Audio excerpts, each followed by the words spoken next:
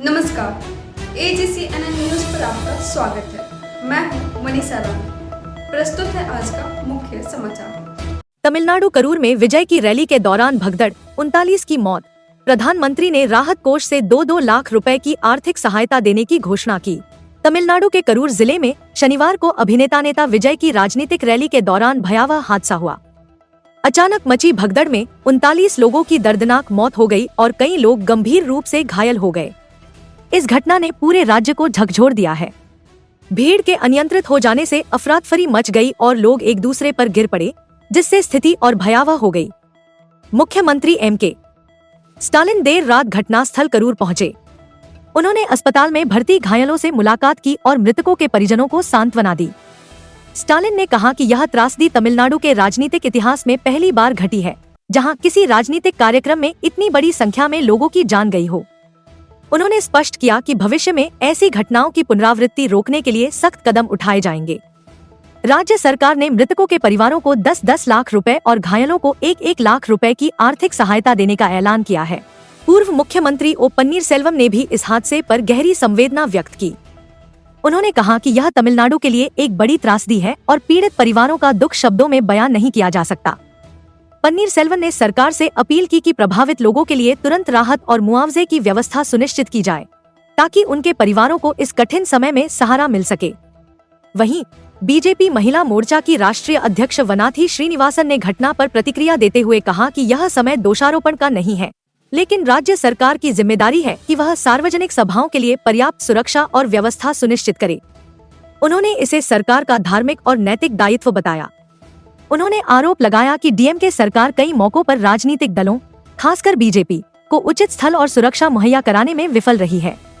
उनके अनुसार लोकतांत्रिक अधिकारों का हनन नहीं होना चाहिए।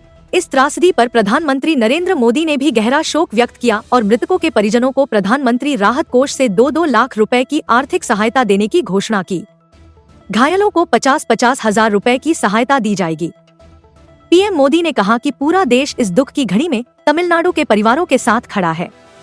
प्रधानमंत्री ने अपने मासिक कार्यक्रम मन की बात में भी इस मुद्दे का अप्रत्यक्ष उल्लेख करते हुए कहा कि त्योहारों के दौरान हमें न केवल खुशियां मनानी चाहिए, बल्कि स्वच्छता और आत्मनिर्भरता पर भी ध्यान देना चाहिए। उन्होंने कहा, त्योहारों पर हम सब अपने घर की सफाई करते हैं, लेकिन स्वच्छता सिर्फ घर तक सीमित न रहे, गली, मोहल्ला और बाजार तक फैलनी चाहिए। उन्होंने आने वाली दीपावली की शुभकामनाएं देते हुए वोकल फॉर लोकल को खरीदारी का मंत्र बनाने की अपील की। PM ने कहा कि अगर हम ठान लें कि त्योहारों में केवल स्वदेशी सामान का ही उपयोग करेंगे, तो यह देश की अर्थव्यवस्था को मजबूती देगा और हमारे त्योहारों की रौनक भी कई गुना बढ़ जाएगी। तमिलनाडु के करूर की यह घटना एक बार फिर हमें सोचने पर मजबूर करती है कि बड़ी रैलियों और जनसभाओं के दौरान भीड़ प्रबंधन कितना अहम है। सुरक्षा की चूक और उचित व्यवस्था न होने से मासूम लोगों की जान चली जाती है। सरकार और समाज दोनों की जिम्मेदारी है कि भविष्य में ऐसे हादसे न हो और हर कार्यक्रम सुरक्षित तरीके से संपन्न हो। Very unfortunate and so many young people also lost their life. This is I feel very sad about it, and I want our people to control their emotions when there is a big crowd. That is my humble request to all of them. But it has happened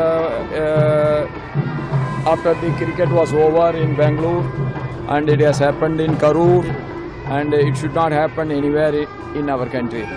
We must control our emotions. So as this year election is there, what do you think? And they will be successful?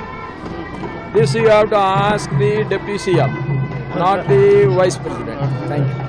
Very big tragedy in Tamil Nadu. Government in future precautionary measures strictly follow. So you want any strict laws? You want any strict laws? Okay.